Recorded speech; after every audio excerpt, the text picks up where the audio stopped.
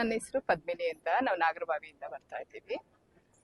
ನಾನು ಹತ್ವಾರದಿಂದ ಬರ್ತಾ ಇದ್ದೀನಿ. ಪರವಾಗಿಲ್ಲ, ನಾನು ಬಂದ್ಮೇಲೆ ಎಲ್ಲ ಒಂಥರ ಒಳ್ಳೇದು ಅನ್ಸಿದೆ, ಮನ್ಸಿಗೆ ನೆಮ್ಮದಿ ಇದೆ. ಗುರುವಾರ ಆದ್ರೆ ಯಾವಾಗ ಆಗತ್ತೆ ಬರ್ಬೇಕನ್ಸುತ್ತೆ.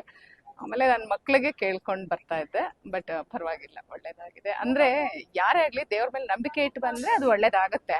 ಅರ್ಧ ನಂಬಿಕೆಯಲ್ಲಿ ಬಂದ್ರೆ ಯಾವುದು ಆಗಲ್ಲ, ಆಮೇಲೆ ಆಗ್ಲಿಲ್ಲ ಅಂತಾರೆ. ಹಾಗಲ್ಲ, ನಾವ್ ಏನ್ ನಂಬಿಕೆ ಇಟ್ಟು ಬರ್ತೀವಿ ಅದು ಖಂಡಿತ ಒಳ್ಳೇದಾಗೇ ಆಗುತ್ತೆ. ನಮ್ಗೆ ತುಂಬಾ ಒಳ್ಳೇದಾಗಿದೆ. ಹೌದು.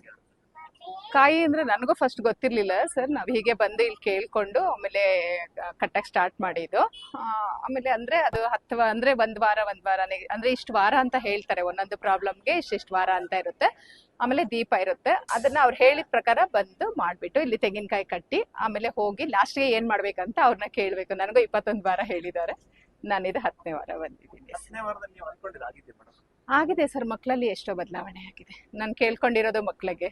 ನಮ್ಮ ಹಸ್ಬೆಂಡ್ ಎಜುಕೇಶನ್ ಬಗ್ಗೆ ತುಂಬಾ ಹಠ ಚಿಕ್ಕವನು, ಅದಕ್ಕೋಸ್ಕರ. ಆಮೇಲೆ ನಮ್ಮ ಹಸ್ಬೆಂಡ್ ಕೆಲ್ಸದ ಬಗ್ಗೆ ಅವರೆಲ್ಲ ಚೆನ್ನಾಗಿದ್ರೆ ನಾವು ಚೆನ್ನಾಗಿದ್ದಾಗ ಅಲ್ವಾ. ಹಾಗಾಗಿ ಪರವಾಗಿಲ್ಲ, ಎಲ್ಲ ನೆಮ್ಮದಿ ಇದೆ. ಎಷ್ಟು ಕೋಟಿ ಇದ್ರೇನು ಕೆಲವ್ರಿಗೆ ನೆಮ್ಮದಿ ಇರಲ್ಲ. ಬಟ್ ನಮ್ಮ ಹತ್ರ ಕೋಟಿ ಇಲ್ಲದೆ ಇರ್ಬೋದು, ಭಗವಂತನ ಆಶೀರ್ವಾದ ಚೆನ್ನಾಗಿದೆ ಸರ್.